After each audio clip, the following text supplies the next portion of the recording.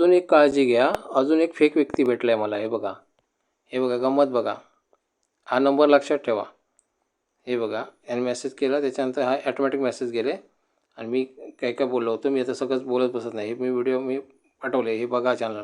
त्याच्यानंतर त्याने काय केलं माहिती आहे, मला एक शेतकऱ्याचा बायोडाटा पाठवला. म्हणजे गरीब मुली त्यांना पाहिजेत, कशाला, लोकांना लुटायला.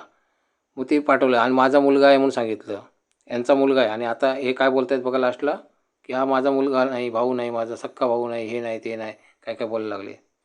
नीट बघा. हे असे लोक फ्रॉड असतात. आणि हे मुलींचे नंबर घेऊन मुलींचे कॉन्टॅक्ट त्यांना मिळाली की मग काय करणार, हे लोक त्याच्यावर बिझनेस करणार, लोकांना लुटायचा धंदा चालू करणार. पोरगी बिचारी खरी असणार, पण हे धंदा करून बसणार, लुटायचे धंदे.